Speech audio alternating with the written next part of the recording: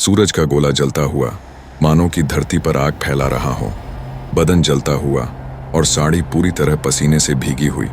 मगर इन सब के बावजूद मेघना उस गर्मी का सामना करते हुए ऋषि की कुटिया के बाहर बैठी हुई थी, जहां चारों ओर कहीं छाव का नामो निशान नहीं था। लगभग 3 दिन बीत गए मगर ऋषि अपनी कुटिया से बाहर नहीं आए थे।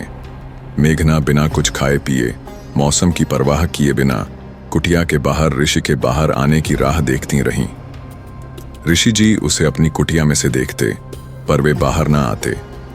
दरअसल वे अपनी कुटिया में ही किसी देवता की पूजा कर रहे थे और जब तक पूजा पूरी नहीं होती वे बाहर नहीं निकल सकते थे और ना ही मेघना को कुटिया के भीतर प्रवेश करने की अनुमति थी। पूरे 5 दिन के बाद ऋषि जी अपनी कुटिया से बाहर निकले और मेघना के निकट गए। उनके निकट आते ही मेघना ने हाथ जोड़कर अपना सिर उनके चरणों में पटक दिया और जोर जोर से आंसू बहाने लगी। ऋषि जी ने उसके इस दुख का कारण पूछा तो मेघना ने बताया, हे महामुनि, मेरे पति द्वारा मेरा बहुत शारीरिक शोषण और मुझ पर अत्याचार किए गए हैं। उनकी महिलाओं के प्रति सोच बेहद क्रूरतापूर्ण और अपमानजनक है।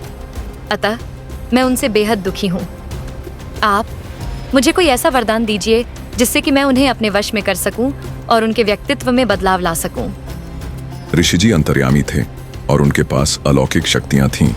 वे मेघना की पीड़ा और बेबसी को देख तुरंत ही अपनी कुटिया में गए और अपने किए हुए यज्ञ से बनी हुई राख को अपने हाथ में लाकर उसे मेघना के ऊपर छिड़क दिया और उसे वरदान देते हुए कहा कि जब तेरा अपना पति हो या कोई भी मर्द हो, वो तेरे साथ संभोग करेगा तो वो तेरे वश में हो जाएगा और तेरी हर आज्ञा का पालन करेगा।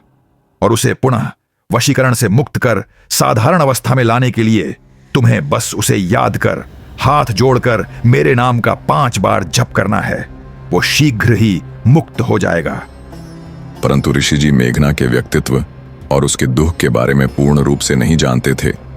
इसीलिए उन्होंने वरदान के साथ यह भी कहा कि यदि कोई पुरुष केवल अपनी वासना मिटाने के लिए तेरे साथ संभोग न कर, संभोग को प्रेम का एक चरण मानकर अपने साथी को संतुष्टि दिलाने की भावना से संभोग करें, तो वो तेरे वश में नहीं हो सकता, क्योंकि वो एक उत्तम और आदर्श पुरुष माना जाता है। वहीं उस क्षण उस पुरुष और तेरे मध्य जिसमें भी छल कपट और धोखे की भावना हो, तो वो उसके विपरीत वाले इंसान के वश में हो जाएगा। बने रहिए